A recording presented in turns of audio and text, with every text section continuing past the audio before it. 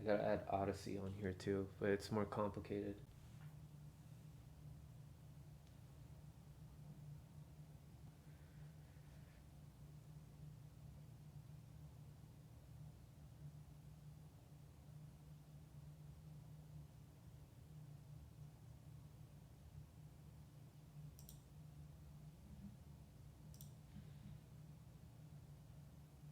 Hmm. I froze there for a second. But yeah, let's get started. What's up, everybody? Welcome to Frank Analysis. I'm your host, Franco. I'm joined again with Jack Sith. He's returned, he's back. Jack is back to talk more about crypto. So, in the first session that we had together, Jack went over some lecture slides, um, answering certain questions at the end, and he also started out by discussing certain terms. We talked about proof of stake, proof of work, the difference between those, what certain blockchain platforms use that, the difference between blockchain and crypto. And we talked about Cardano and how that blockchain platform is abusing people in countries like Ethiopia. So I would highly recommend checking out that video out that we did first. And today we're gonna talk more about that. We're gonna go more in depth. Jack, how's it going, man? How are you? It's going great, Franco. Absolutely. So today we're going to kind of fill in what we didn't get to the other time. So we will Mm-hmm. kind of skip over real quick some of the things that we did cover, like you mentioned, proof of work, proof of stake.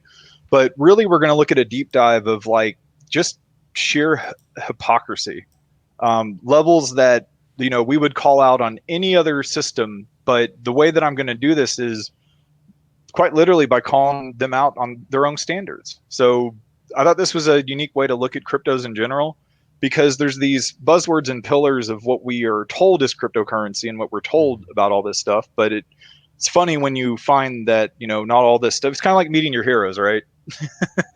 It's usually never a good thing.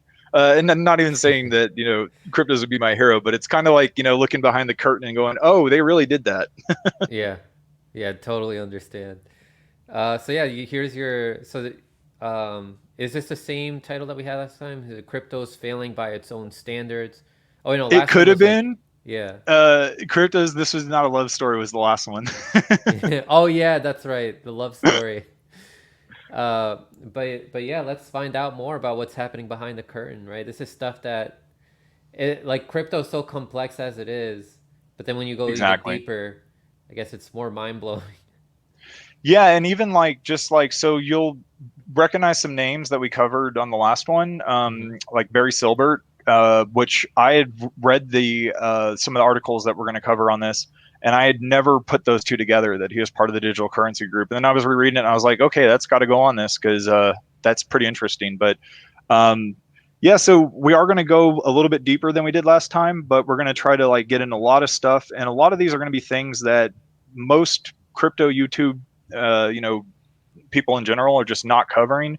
Either they don't know about it or it's so complex that it's not, either they can't break it down or it probably doesn't do them any good to break it down because it's just like, it doesn't go with the narrative. It doesn't push the narrative of There's too counter much truth. economics, etc. Mm-hmm. Yes, exactly. All right. So getting started again, like if you've ever heard, this is not a statement of someone saying this is not financial advice and this for education purposes only. It's just a reminder that when you're hearing that, that is a statement for liability purposes. So just a reminder that anytime you hear that on channel, doesn't necessarily mean the channel is bad, but it's just a reminder that that is a statement for liability. Mm-hmm. So be aware. So again, these are kind of like what are the key characteristics of blockchains and cryptos.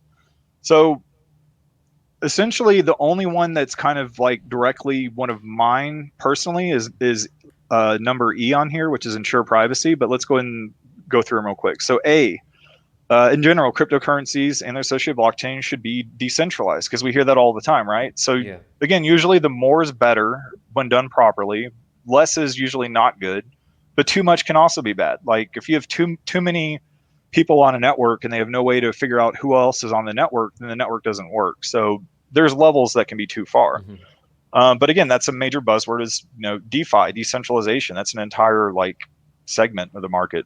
So and then B is cryptocurrencies and their associated blockchains should be immutable, meaning non-changeable. So it needs to be a non-modifiable distributed general ledger, which is what a blockchain is, that cannot be changed ever. It's that simple. It should not be changeable. It should be immutable.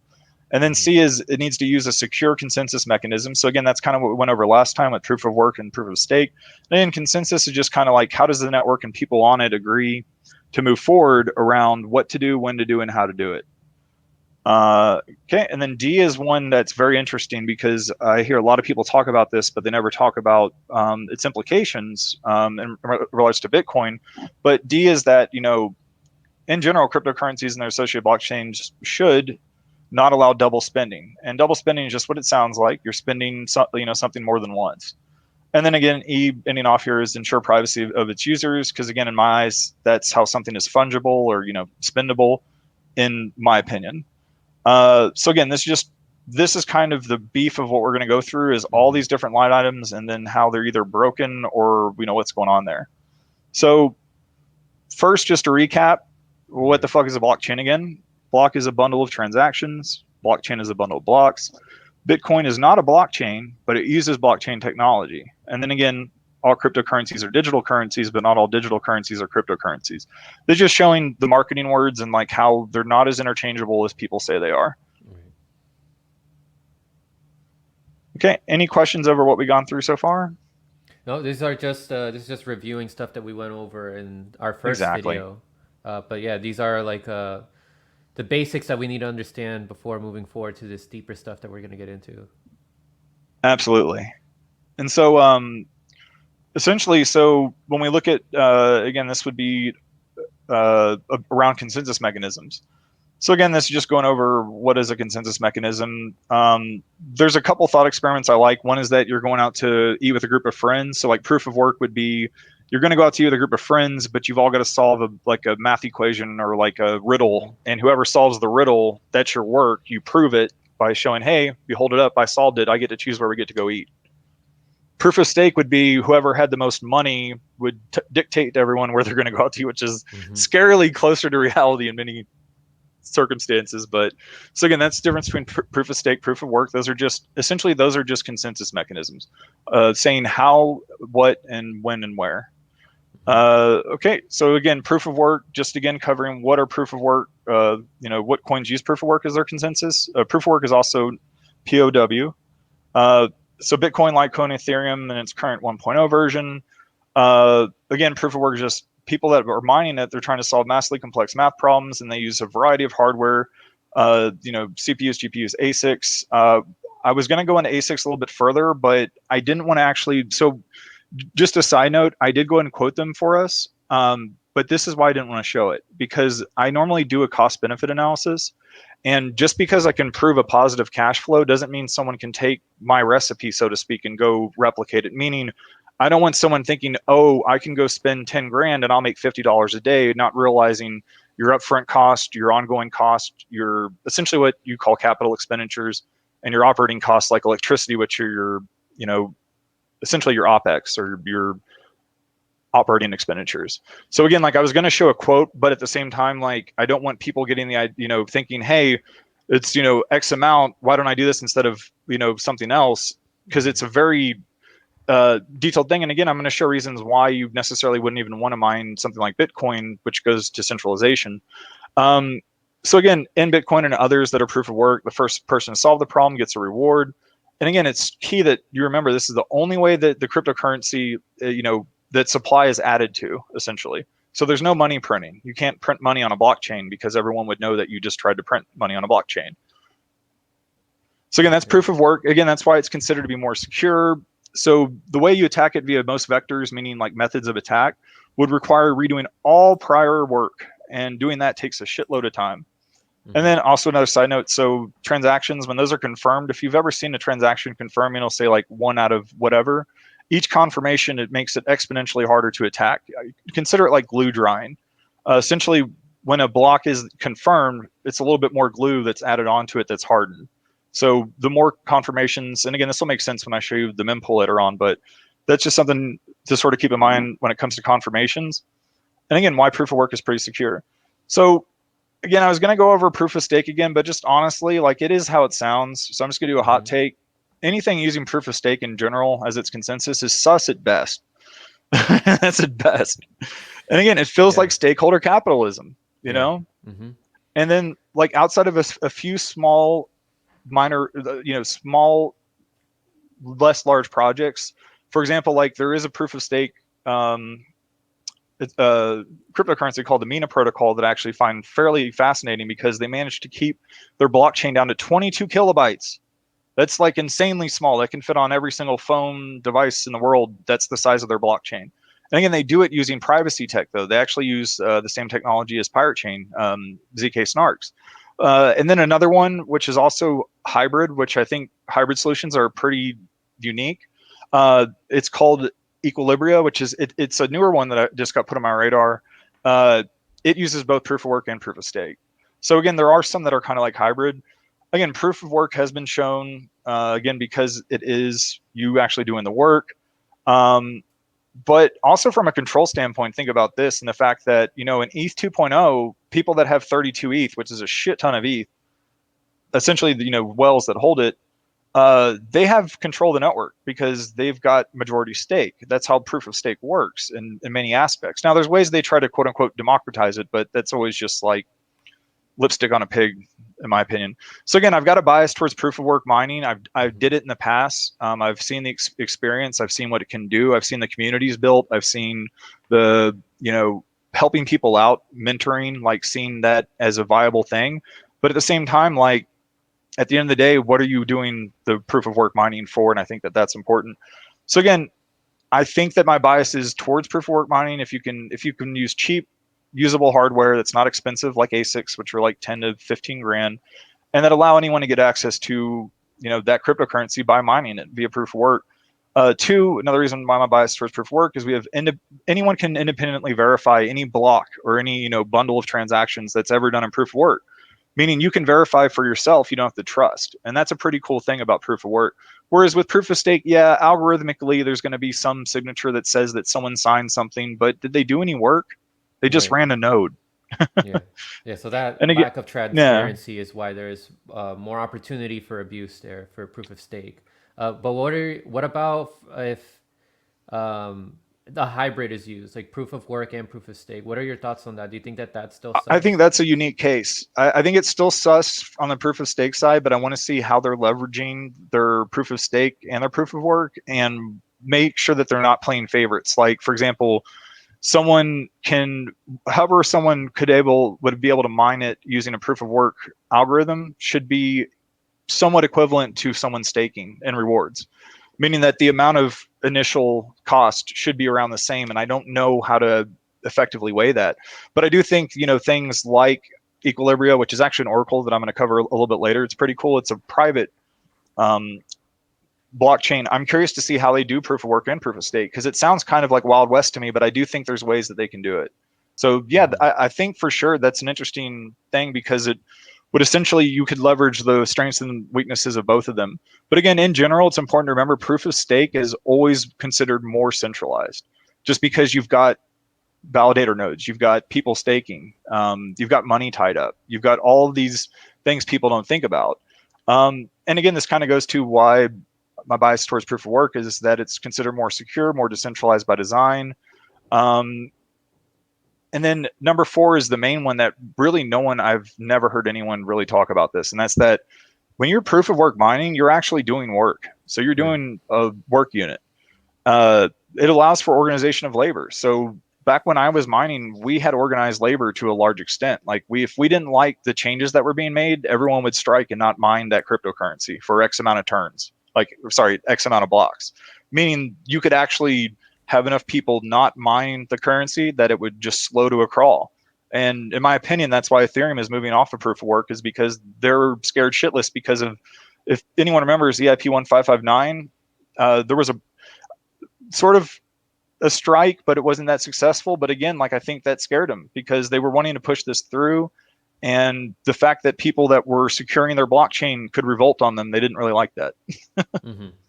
Yeah, so this is evidence that could be brought to the court, and so that they could workers can be like, look, this is how we did all the work. Like, here's the proof of work, right? Yeah, Which you can't really there's do that with proof of stake. exactly, and like that's my concern about it is it really seems like just a way to hide money. You know what I'm saying? Because essentially you've locked it up, like when you stake. But again, we'll go into that in for the detail for sure, because the next one is even more fun. So decentralization, there's literally an entire market segment called DeFi, which is just decentralized finance that is based around decentralization. So again, like more the better usually when done properly. Less is usually not so good, but too much can also be bad. Hmm. Um, Things that can cause centralization, because this is decentralized my ass. So there's a process that Cardano, ADA touts, which is that they use peer-reviewed research on all of their changes. So they have a tie to academia, and like and I'm going to show you the exact quotes they use, but it's kind of nauseous because if we've learned anything over the last 2 years, it's that even if something is peer-reviewed, if the right media outlet doesn't have the right person or the right talking points around it, they can't even use it in the first place. So again, like that's one extreme example, and also why ADA is even more sus beyond the fact of the horrendous shit they're doing over in Africa and putting 5 million kids in the blockchain in Ethiopia. Um, and then again, like centralization using proof of stake over proof of work in most cases. And then I don't know if people caught the news, but Solana, which was pumping, is interesting because it uses what's called a masternode. By definition, you start calling something a masternode, that implies there's something that's less than a masternode, or something that's a node that you know essentially isn't of the same quote unquote caliber or level or of trust. So Hmm. you've literally created this like multi-tiered system, and they're happy to tout their masternodes. And again, I think they have like I think I can count them. But again, a masternode is essentially it allows for a place of centralization. And then for me, I consider centralization being any barriers to entry, meaning that like if to me centralization is also centralization of capital, which our good friend Shadowban reminded me is that with staking, so barrier to entry like staking cost, we got to remember that like all that staking money is just tied up. Like everyone that's staking like any kind of cryptocurrency, you're essentially letting that blockchain know you're not spending it, and some of them is locked up for a certain amount of days. That's capital that's like literally just sitting there, but someone's still making a cut off of it. So again, from that standpoint, but also from staking costs themselves. And what I'm getting at is that if you go to Coinbase or Binance or someone right now, and if you think you're getting ETH 2.0, if you give them some of your ETH 1.0, you're not. You're getting an IOU. So even though they say that they're staking it for you, if you notice, you can't actually sell it, because in my opinion, what they've done is they're just using that to build up for their $32 ETH validator nodes. And again, like I want to keep drilling this home. As of this writing, which last time ETH was around 3,000, right now ETH's at 3,800. To 32 ETH at 3,800 is $121,000. Hmm. It was 96,000 at 3,000. So Damn. yeah, anyone who has that, holler at me because you're doing pretty well. And again, ASIC mining, which again, application specific integrated circuits, which are just highly specialized, super, not really supercomputers, but very efficient PCs in certain aspects. But so again, ASIC, to buy one, you're looking at 10 to 25K for one. You need a whole shelf. And this is where I was going into. I wanted to do a quote, but by the time I got a quote, it was like, okay, this looks like more like I'm advocating for people to start their own cryptocurrency mining. Because then I got to go into the legal ramifications. Like literally in jurisdictions, you've got to report things in certain ways. So that's where I sort of cut that off. But maybe one day I will do like this is what an ASIC farm would cost type quote. It would just have to be outrageous. And then again, like decentralization in my eyes could be outside control and interest, or stakeholders.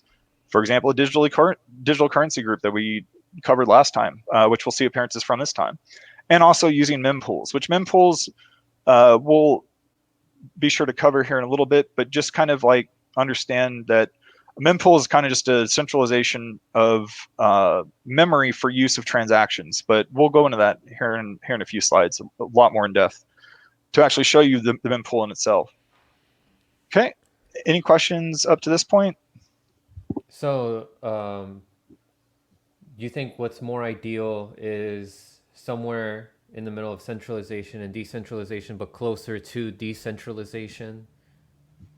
Yeah, it's so.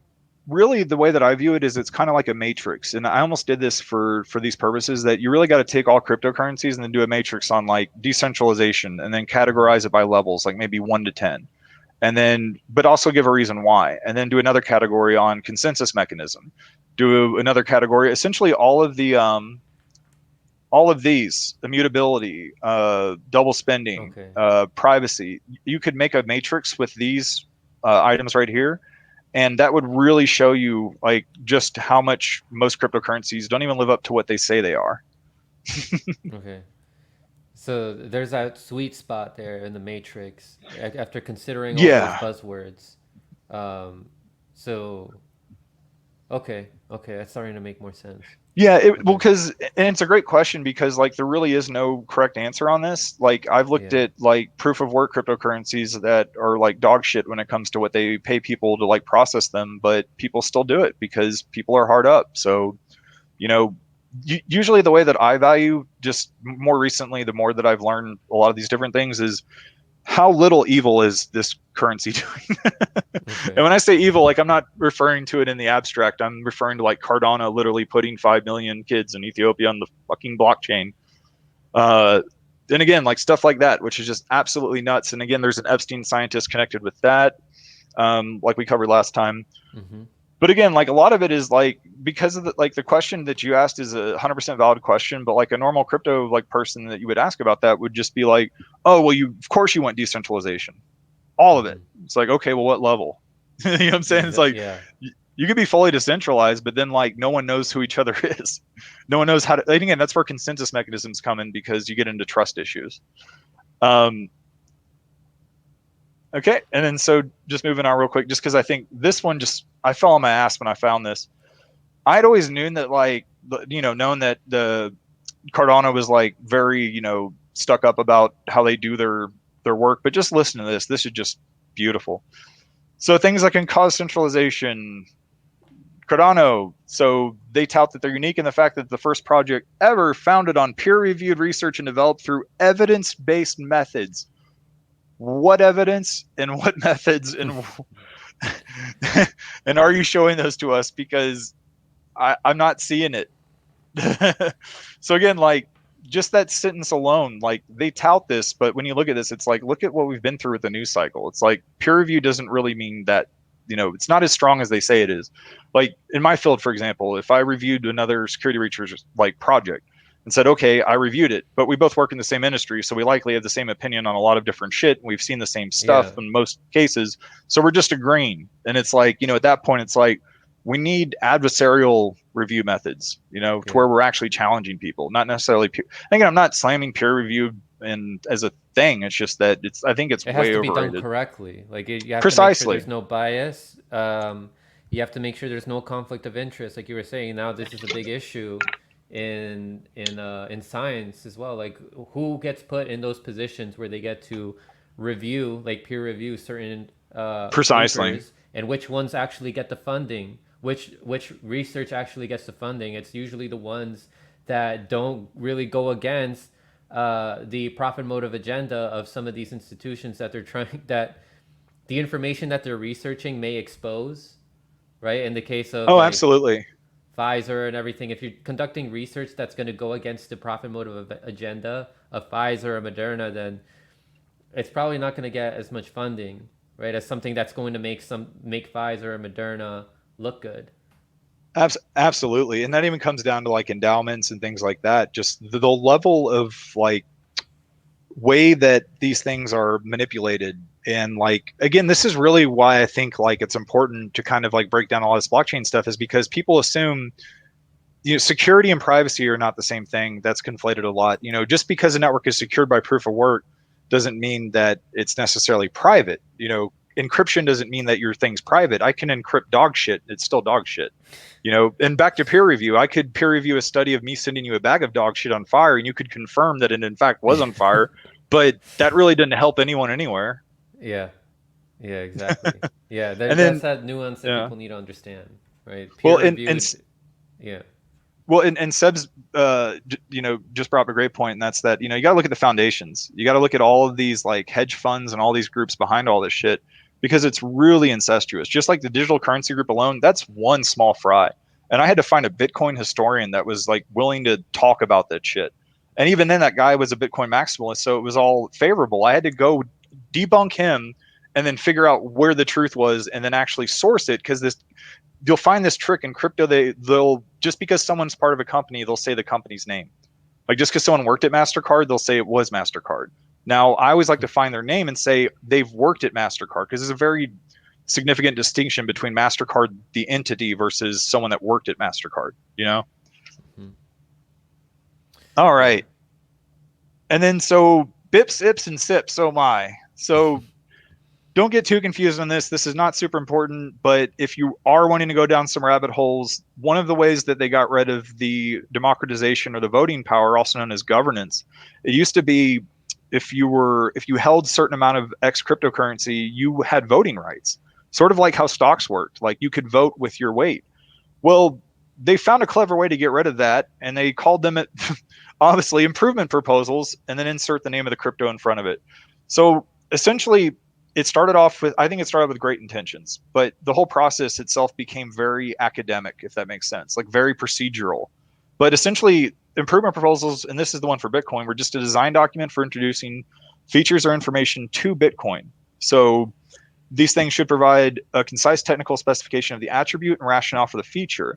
And again, just of note, the first Bitcoin improvement proposal was submitted on 8/19/2011 by Amir Takai. Probably did not pronounce that right. Amir Taki, I don't know. Taki, yeah. And Let's go again, with you can that. go view. Yeah, let's go with that one. You can go view all of the Bitcoin improvement proposals, even the ones like down the pipeline, at this GitHub site. Ethereum, again, it's the same process for all these, minus Cardano has this peer-reviewed process I showed you earlier, but it's the same. Like you can see, like these are pretty boilerplate, you know. And again, this is how they make things sound democratic, because they say, oh, but we had this whole improvement proposal process. Why didn't you submit your comment? And it's like, who has time to go through these GitHubs and look at everything in the pipeline? Because you're not announcing like the really nasty changes. But anyway, that's, you know, this again counts against decentralization, because if you've got a whole process just to improve some shit, like Ethereum alone, they essentially, their whole network, their cryptocurrency runs mostly by their improvement proposals. Great example, EIP 1559. I know I've hammered that one home a lot, but it's important because that effectively started burning available supply instead of paying it to proof of work miners. They then decided, oh, we'll burn it because they want to quote unquote make it deflationary. Sure, that may make it deflationary, but again, there's no hard supply limit on Ethereum. They can make there could be as much as possible. No one would know what there's no hard cap like there is on Bitcoin. Like Bitcoin, there's only going to be 21 million ever. Ethereum, go look at what's called the hard cap or max supply. It'll be an infinity symbol. Now, again, there's reasons for that. There's ways to audit it. Monero has a similar thing, but it's just one of those things that's pretty sketch. I'm always sketched about cryptos that have no max supply for many reasons. These improvement proposals, would you say that this is similar to how they make legislation so complicated by making it hundreds of thousands of pages? And then you have the politicians advocating for why this act is so amazing, but then they leave out all this nuance that's in the thousands of pages that's going to ruin the lives of the American people even more. It's like that, but it's more condescending and it's more tech jargon, but it's quite literally like the exact same thing, Franco. Just from like the build back better bills, like that I've been reading through the thousands of pages. I mean, you're 100% right. A lot of these will read like that because, again, like think about a lot of like who's submitting these. I want to like start tracking the names of who's putting these in. Because again, like we'll show why some of these are pretty important, but so it's important to know that the only changes that'll ever be made to any of these and many other cryptocurrencies is through the use of these improvement proposals. So if you ever see these in the news, you'll know that those are what those are being used for. But so this is one that we spoke on earlier, which was mempools, and mempools I think are fascinating because it's a great, usually when I'm explaining blockchain and crypto to people, I take them to one of these websites. If you want to go over the ClearText web, you can go to mempool.space. Or if you want to go over TorLink, it's this long ass address right here. But again, what you're looking at is, so this line right here is a delineation of now. Right here is what is the blockchain. These are all the blocks literally linked together in the blockchain, and these are the block numbers on top. Everything in here are unconfirmed transactions. And again, you can see this heat map showing all the unconfirmed transactions. These are essentially bidding prices, like one sat, 4 sats. Again, sat's a Satoshi, it's a unit of measure, kind of like cents when it comes to US dollars. But essentially, it's a purgatory for transactions. It's the point of centralization too, because every node has to have a mempool now and store these in memory. Essentially, it's kind of like, when you use your computer and you used to have a lot of RAM because it would go to your hard drive too much and your hard drive's slow. That's kind of like how this works in certain ways. It's kind of like a temporary space for it to hold things. But really, I think the best way is to think of it as a purgatory. Because again, like, you get in here, you put your bid, but let's say your wallet hasn't updated and it bid like double the amount. Like, literally, if people are doing transactions and not viewing the mempool first, they're going to overpay 100% of the time. Because this gives you precedent for like how overloaded things are, but it's even an art to reading it. But really, the cool thing about this is if you look at this processing, you'll see that these are not confirmed. So again, these are unconfirmed transactions right here. These are all the confirmed transactions. So once it's on here, that's why I said think of it like glue. So the further these get from this line of delineation, the more the glue dries, the more that these become part of the permanent blockchain. Meaning that even on a proof of work network like this, someone could still set up and essentially try to fork it or make their own like chain by doing, trying to like guess ahead and do future work. But the more confirmations these get, the harder exponentially it gets for them to do those kind of side channel attacks.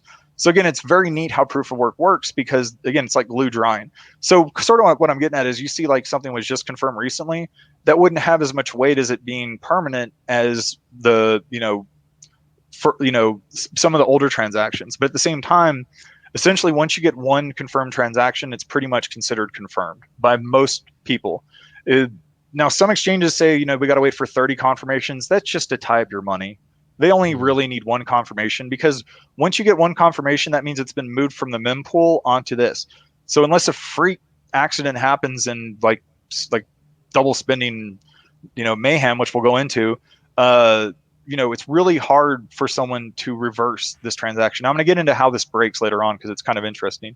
So again, mempool, purgatory for transactions. You can see right here how many transactions, how many minutes it estimates, when the last ones were done. I highly encourage anyone who's interested in like actually seeing a blockchain form, go to mempool.space and you can actually see this in process working.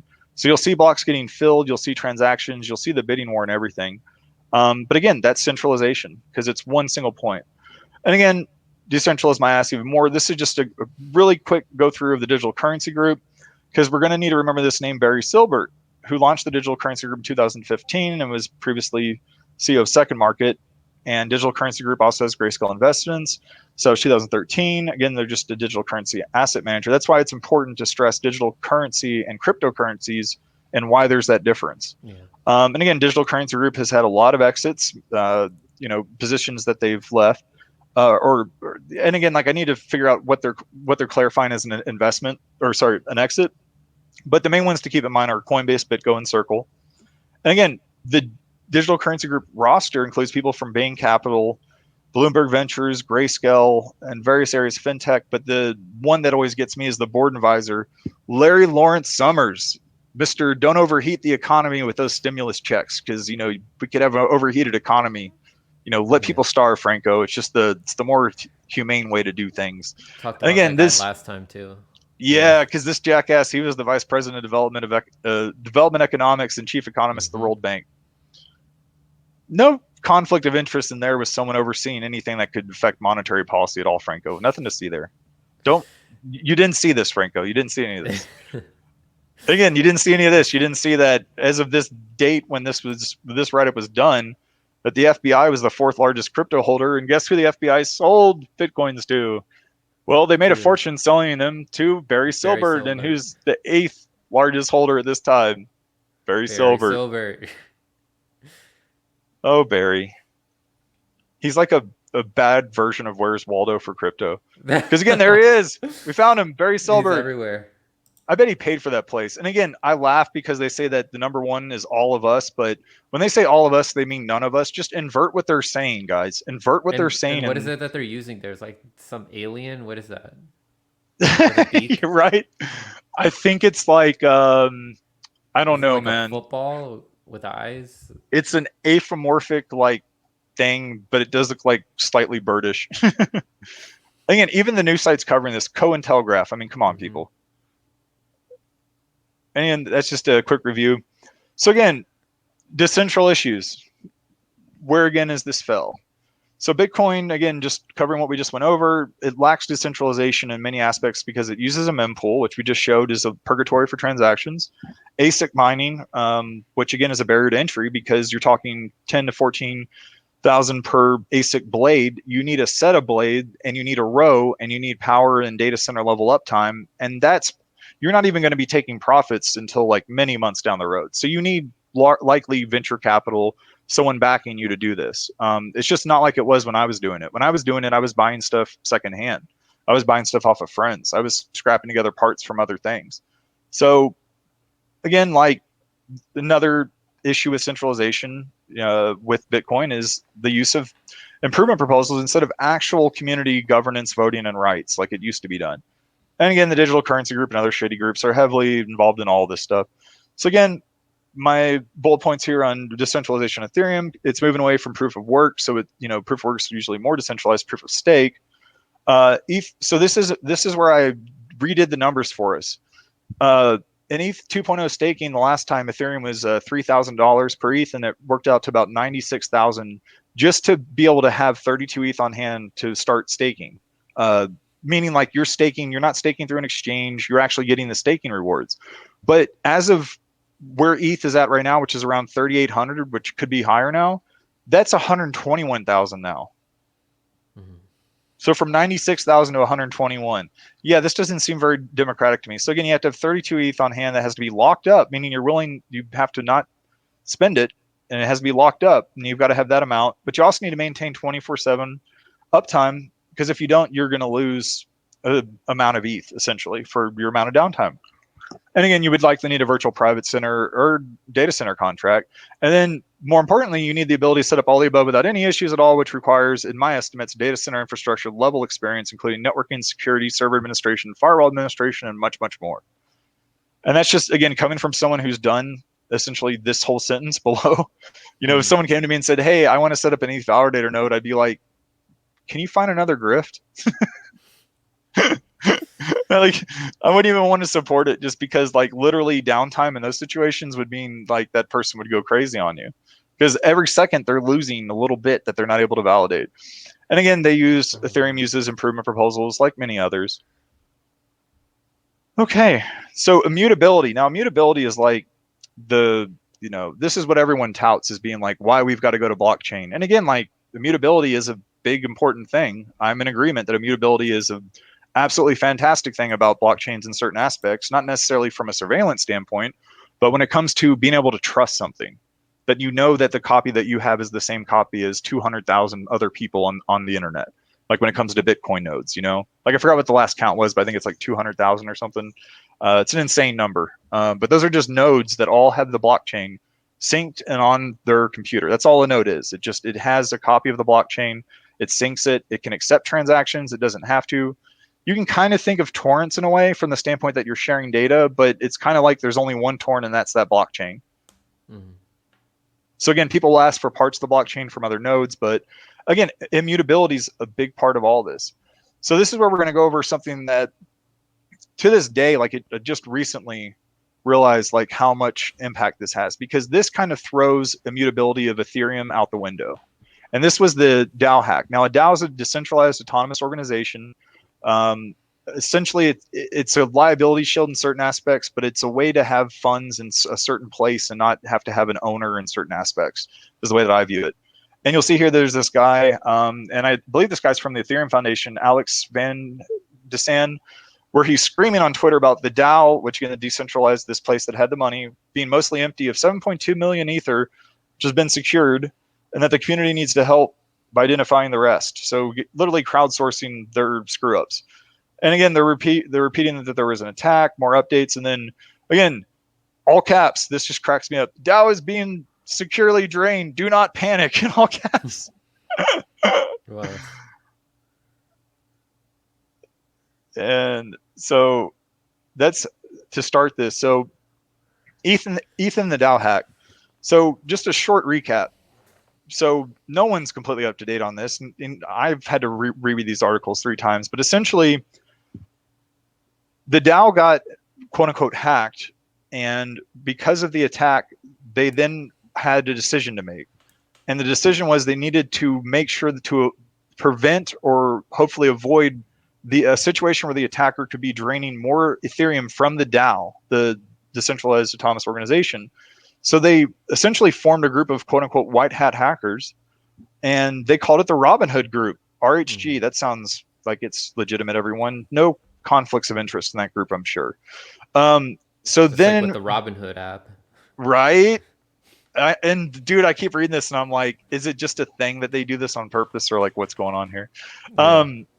So again, they got this Robinhood Group. The Robinhood Group then, I laugh when they say this, they securely drained the DAO. So again, when they say securely, they mean they hired other hackers to hack what was just hacked. That's literally what they're saying here, to securely drain the funds.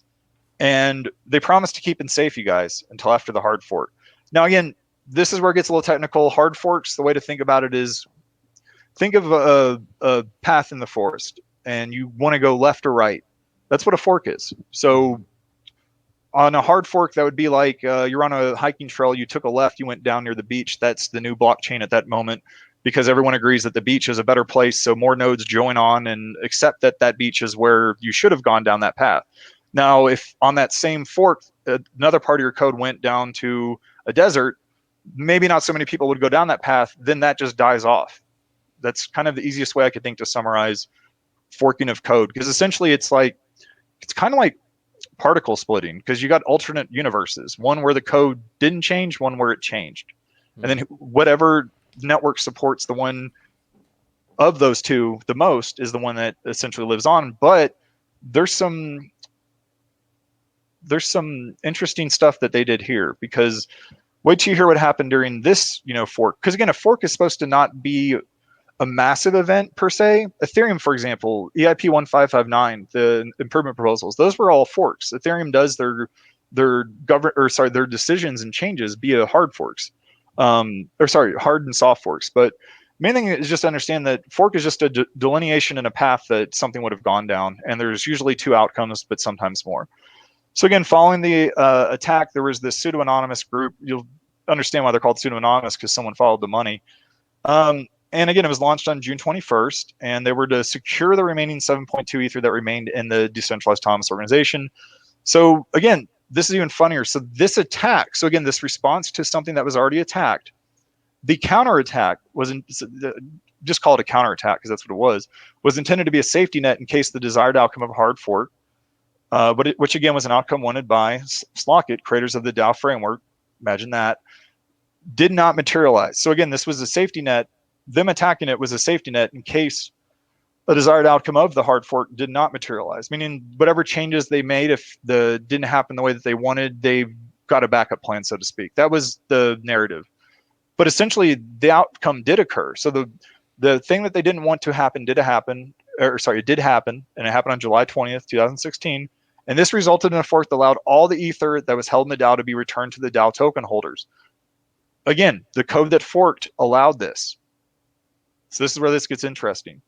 So after the fork, the original chain, as I was saying, like normally when you fork code, the code that was forked from the older one, if it's not supported, dies.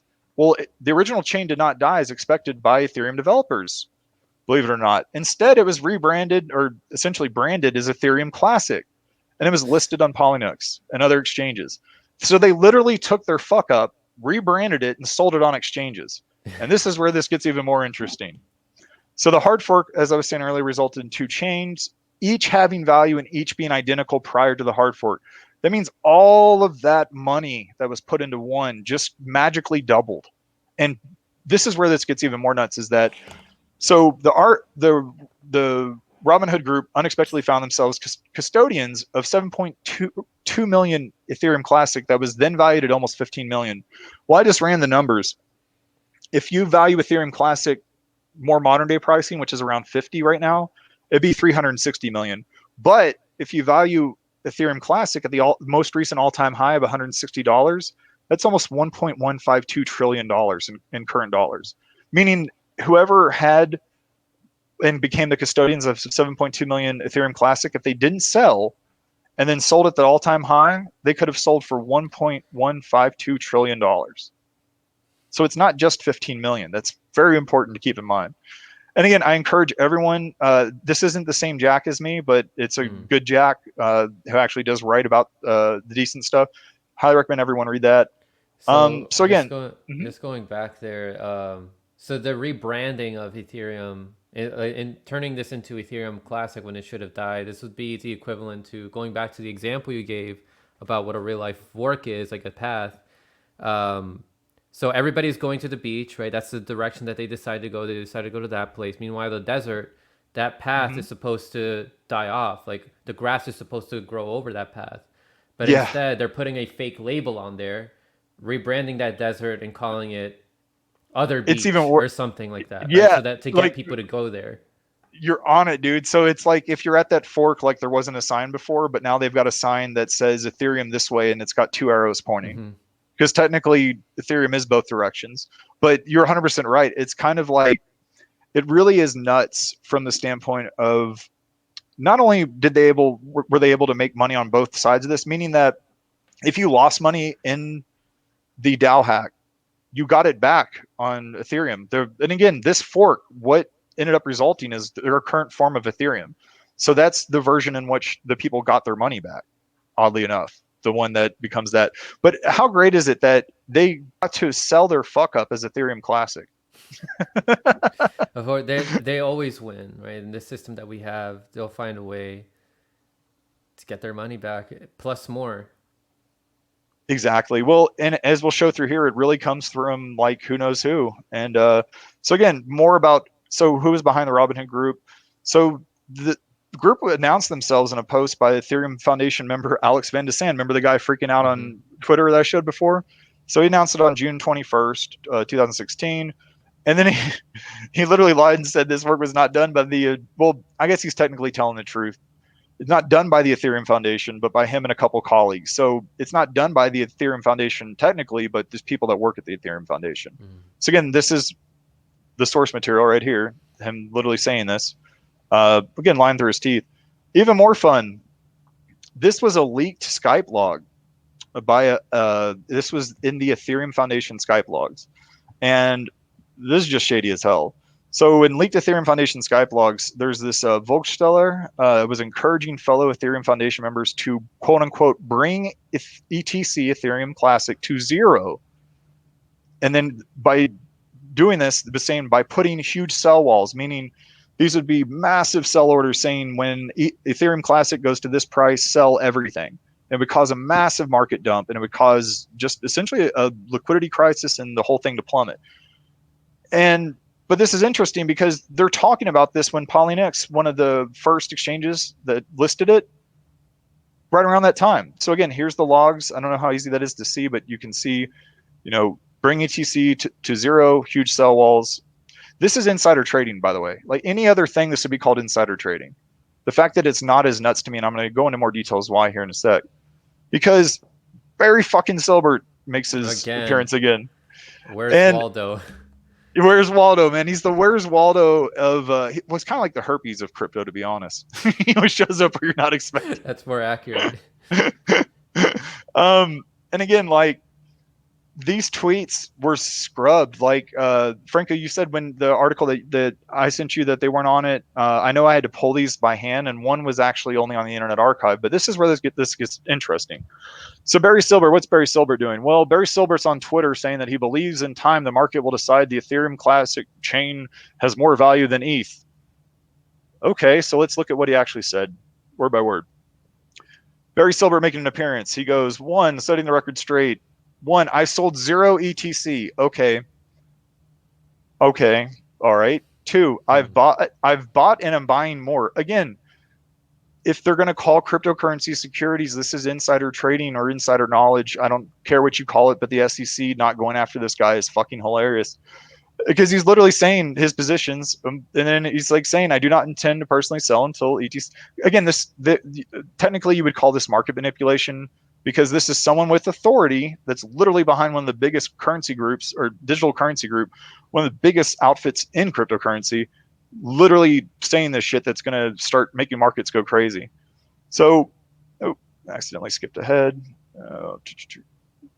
Sorry, Barry Silbert does this to me. So again, the original tweet's right there. This was the one that I think was deleted, because I think this one he went a little too far. So again, this is, to me, this is an SEC violation. You can go right here on archive.is to get the original. But I found it via Web Archive, and this is Barry Silbert replying to someone, and I couldn't find the tweet. It may be there, maybe it's hidden from me, I don't know. But he says 25% chance of ETH greater than Ethereum Classic in the next 6 months. 25% of 1 billion equals 250 million equals 5% increase in ETC value, Ethereum Classic value today.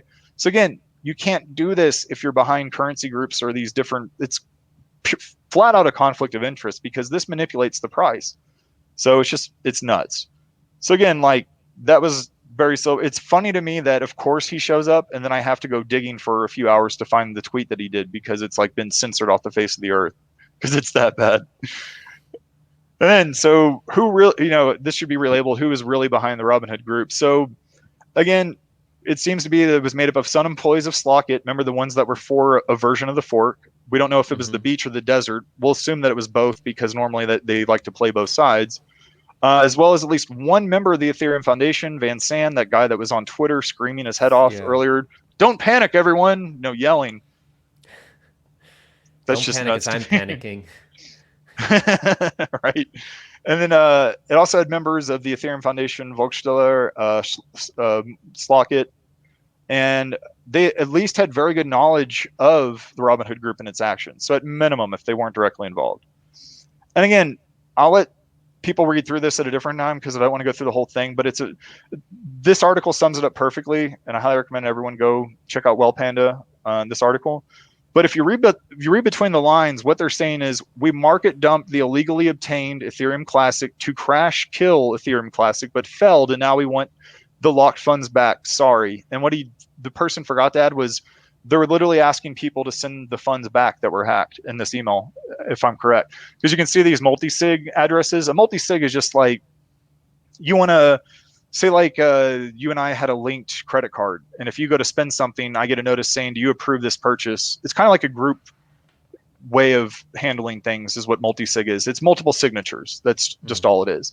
But the fact that they're posting these wallets, and essentially, we need you to send us the illegally obtained stuff that we tried to dump. So they want the locked funds back. Sorry. And again, like, go read that, because it gets even more hilarious. But so this is me trying to sum this up in plain English, because this whole story makes my head just explode. It's just so many rabbit holes off each one. And the Where's Waldo Barry Silbert / herpes of cryptocurrencies making his appearance. But so in plainish English, on Ethereum Classic, you have a reality in which the DAO hack did occur. Thus, you also, by contrast, have Ethereum ETH 1.0, which we have now, is the other reality in which the DAO hack did not occur. So again, beach, desert. Whatever one is whatever we want to make. I think they're both the desert, just labeled beach. But again, people made a shit ton of money on this because of the attack on both ends, meaning the person that attacked it likely had insider knowledge, which I'm going to go into here a little bit later, because they knew some stuff, including programming languages that are used strictly for mainly cryptocurrencies like Solidity.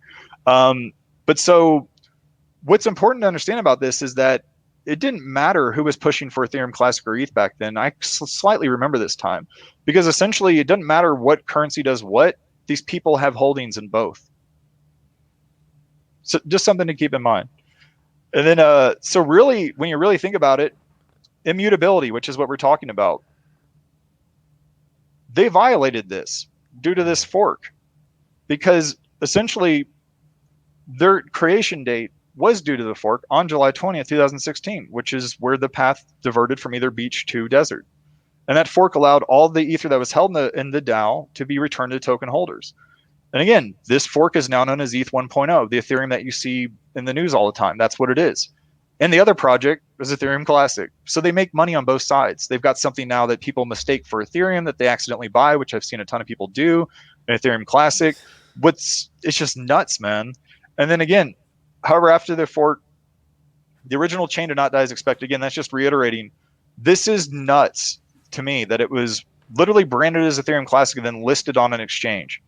Like, that's like me doing a report for someone on following the money that didn't follow the money and then selling it as a thing, like a research article that followed the money. Like, it's nothing. It's like selling unicorn tears. Like, I don't understand how to explain how nuts this is. It's like getting something that's off brand. Like, you're trying to get Beats headphones, but instead you're buying something that looks like it's saying Beats, but it's like Roomba or Yeats. something like that. Yeah. But yeah, like, I can see how some normies, people who are trying to get into crypto, they see the ETC, they see the word Ethereum there, and then they're probably confusing. Oh, this is probably just like the same thing as Ethereum, but it's just like, I don't know, like some upgraded version of it, the most upgraded version of Ethereum or something. But yeah, these people are getting duped. And that's what I'm saying. Like, if you have a content creator that again, prove me wrong. If there's a content creator that is out there covering crypto and is covering this DAO hack, show me, because I want to see more people covering this, because it's this dirty little secret that even because it's, like I say, this stuff's made inaccessible by design. Just to talk about this, look how many slides we needed, because there's just so much shadiness. And really, it doesn't even do those articles justice, because they really go into all the details. But again, the conclusion here, ETH is not immutable. It literally, that's why we have the current version we have, is because because of what happened during the DAO hack and all of that influence in my eyes. Now, again, this is not saying that any cryptocurrency that's ever undergone a hard or soft fork is all of a sudden it's violated immutability and all that. No, what I'm saying is that you've got to look at the event on whole and all of the, like, the exchange listings, all essentially the centralized aspects that all came around this one fork in the road. And then essentially, I think it's like, that analogy is great. Beach in a desert, except for I think they sold both deserts as a beach. That's the only difference. So again, these links, if you want to read on every single thing and get all the details, these two sources I would use, Jackfruit and Well Panda. There's a bonus source. I'm just going to briefly go into this because this is key to understanding that this was likely an insider, meaning someone involved in the crypto community, because the contract that was written, essentially how this thing was hacked, was written by someone who knew how Solidity works. It's just kind of like a programming language. You know, you've got like Java, you've got like C, you've got Objective-C, you've got like all these different programming languages. Solidity is one that works very well for cryptocurrencies. I don't know how to use it because it's pretty complex. But again, you have someone who clearly knows how something works, but then they make a lot of mistakes in a lot of obvious places. So I've done code review, and I can tell you first off that if I'm doing a code review process with someone, like quality control, and I see that they've been making mistakes where they shouldn't be, and I know that they know better, like as if it's something we've reviewed, or maybe we just talked about it, I'm going to first make sure they're okay. But like, that's usually a sign someone's trying to put something in that is probably not good, be it by intent or not. But you also, the authors, there were associates of the authors of this contract code claiming that the code was reviewed by the community prior to it being launched. But there's no evidence of this anywhere. And when this author asked for links, they were ignored. So again, correctly, this person says suspicious. So again, even though it's still very circumstantial, there is a public record of the DAO's code. If anyone's interested, if you're a programmer, go look at this GitHub and let me know what you think. I'm going to dig into it at some point in time for a deep dive. And it looks like this author is going to do the same. So again, you have all of these conferring events, and it reeks of sus. So again, where is this fell immutable issues? Cryptocurrencies and blockchain in general, the characteristic is to be immutable. Well, ETHFELS did the DAO hack event, 100% in my eyes, because it showed that the Ethereum Foundation is willing to hard fork, essentially doing whatever they want, doesn't matter how it affects anyone, and they're going to make money likely on both directions. Having done so once, So, and that led to the creation of an actual still trading cryptocurrency, which is Ethereum Classic. So why would we trust them not to do that again, right? Another scenario where ETH1 to ETH 2.0, there's all of a sudden a hack and staking's broken or something. And they say, well, send us all your staking stuff to this address. And then a whole nother dynamic while they, unroll an ETH 1.0 or, Ethereum Classic. You know what I'm saying? Like, it's just so nuts. And then, just a side note, ETH has a similar mechanism to replace by fee, which I'm going to go into how that affects immutability and other things as well, because that allows canceling transactions, which I think is just hilarious. From something that's supposed to be immutable, how can you cancel something? So this goes into double spending, or RBF, which is known as replace by fee. So the double spending, you'll hear people talk about this all the time, like, oh, cryptos are so great because there's no double spending. Well, go find your favorite Bitcoin maximalist and say, actually, there is double spending in Bitcoin. And it's called replace by fee.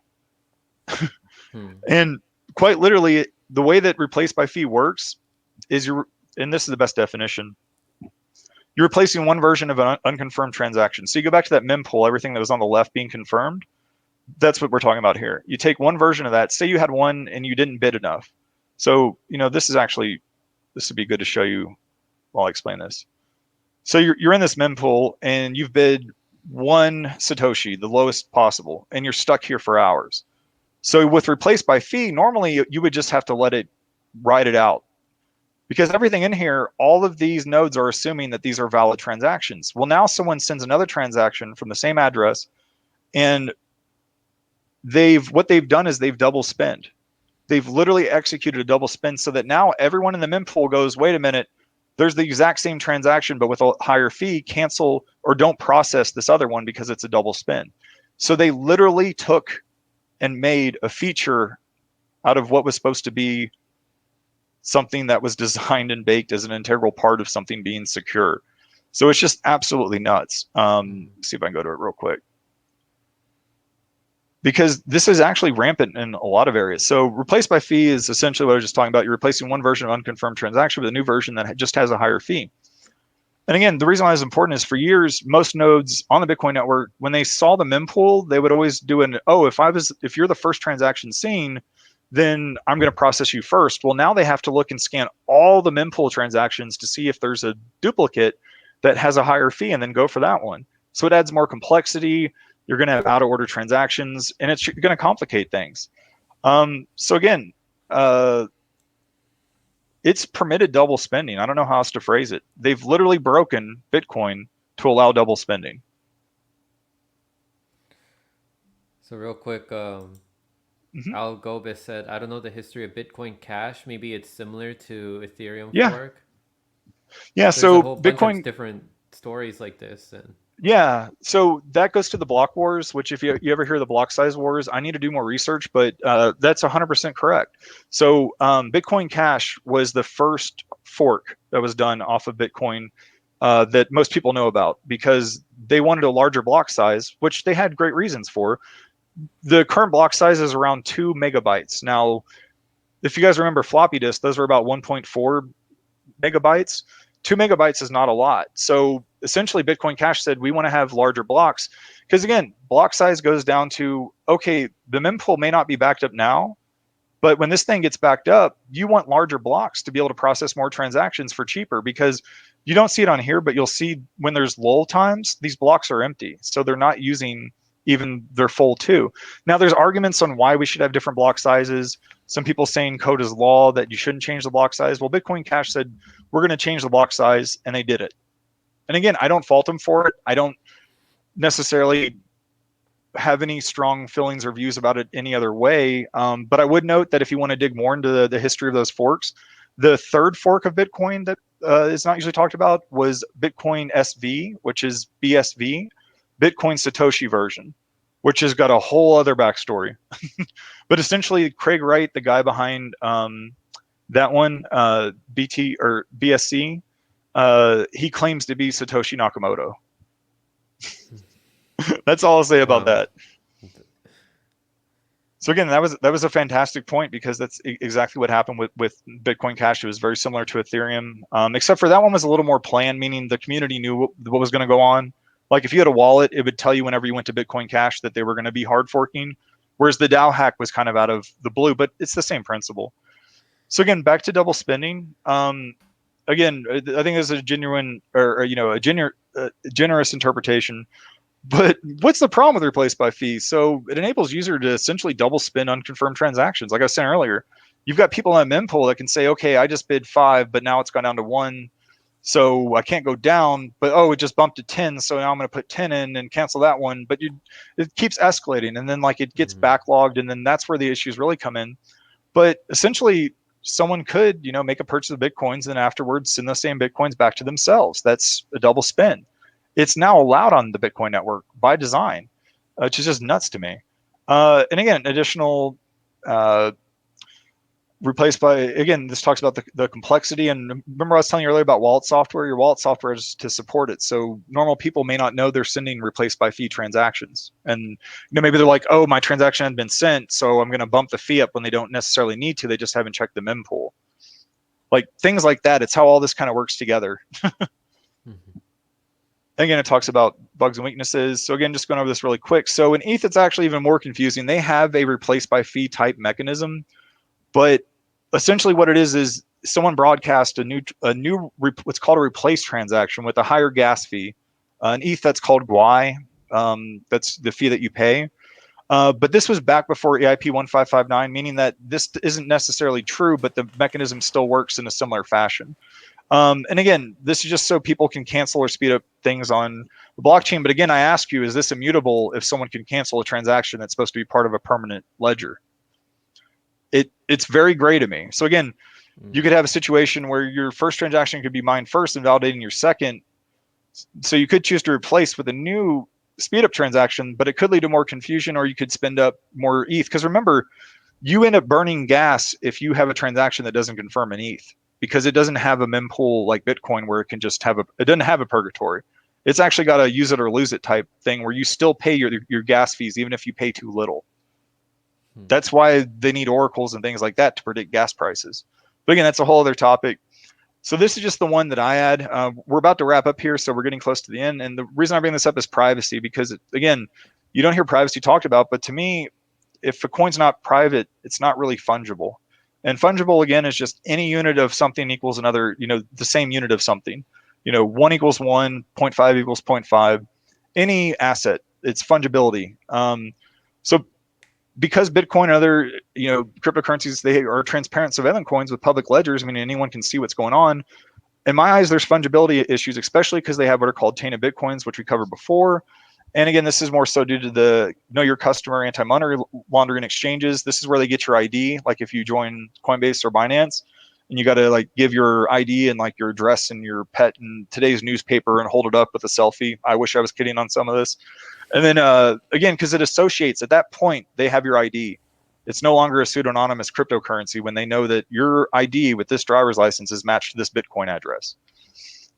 And again, because that decreases it because you've got association. And again, I define association as a characteristic of assigning something to something that didn't need to have it.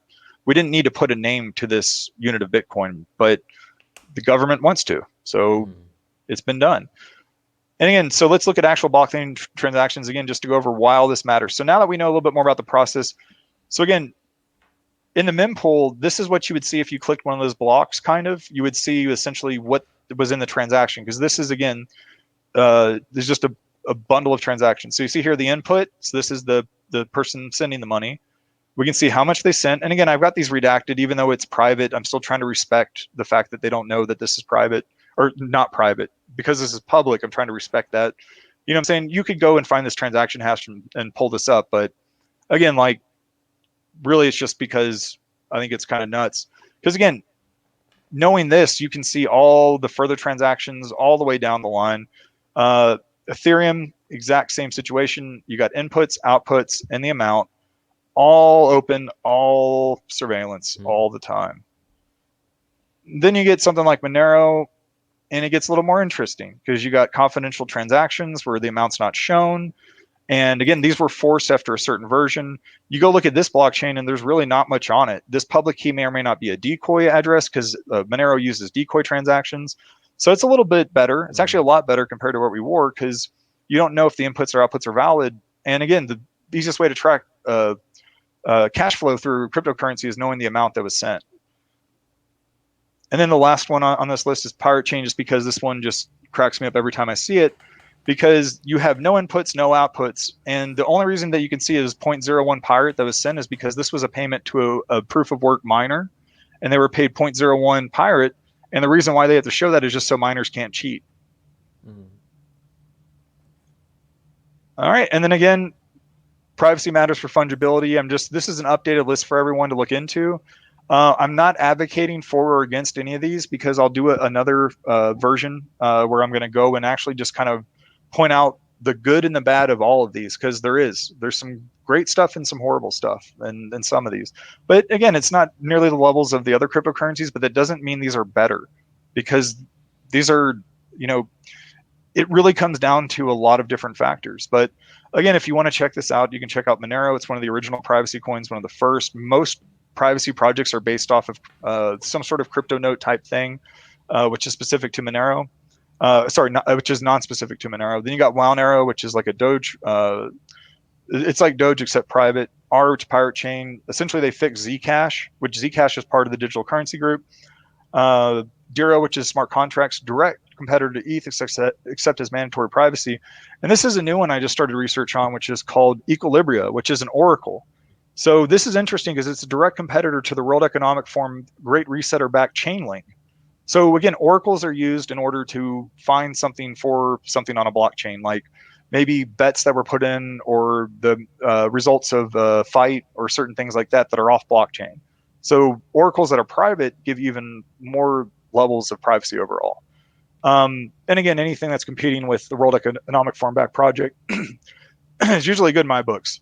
So in summary, what did we hopefully learn today? In general, cryptocurrencies and their associated blockchain should A, be decentralized. Usually more is better when done properly. B, be immutable, non-modifiable, distributed general ledger that cannot be changed ever. C, use a secure consensus mechanism, proof of work, proof of stake. D, must not allow double spending. It's exactly what it sounds like. E, and this is my caveat, ensure privacy of its users to be truly fungible. And then F, as in most fucking cryptos violate or have violated one, if not all of the above. Some in at least 8 times in one day. And again, sources, I highly recommend everyone check out Alison McDowell.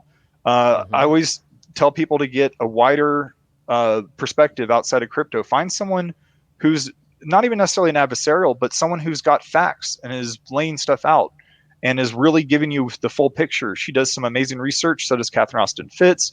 Gnomes for Truth is an amazing resource. I highly recommend everyone go there.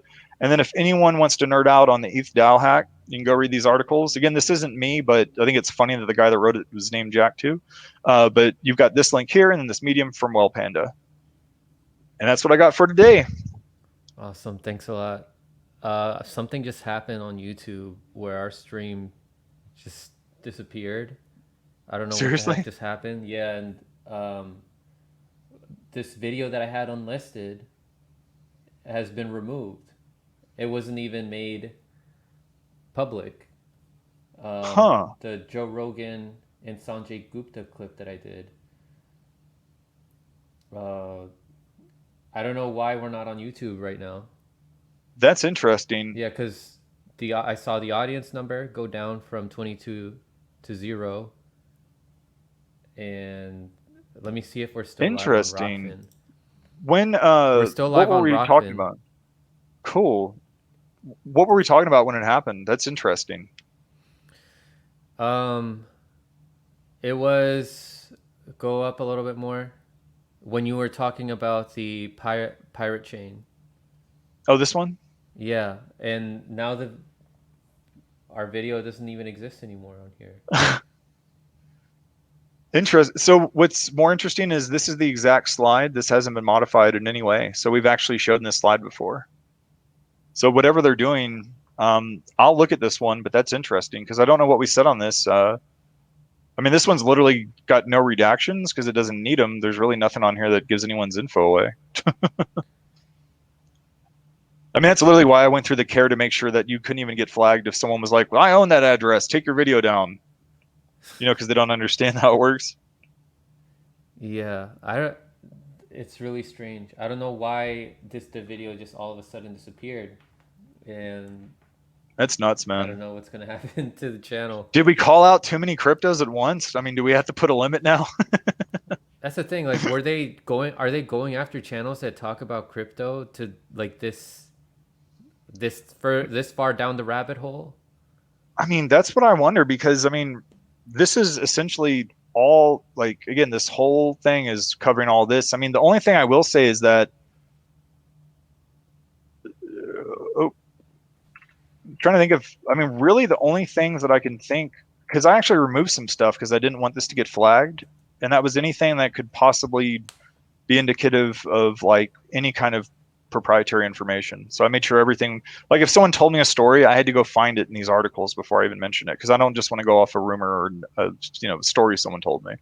Um, wow, interesting. I don't know which one it was. I think it. I think that the stream might have just been a coincidence, and Okay, yeah, man. I'll make they a note of but that. but they just deleted a video that was unlisted. It wasn't even public. That is Jesus, crazy. Yeah, maybe Solbert's watching. man, Very so. f out of here, Sobert. You're the herpes, just like Jack Listen here, was herpes mentioning. crypto Yeah. Waldo. But I think what I will do is this is still being recorded on here, so I will download this entire stream and re-upload it to YouTube, because this is still Awesome. important information. You have your sources up there, so they can find you at Gnomes for Truth. Some of your work can be put up there. Um, and you're Yep. not Jack Fru. That's another Jack, but they Yeah, still that's a do different great Jack. work.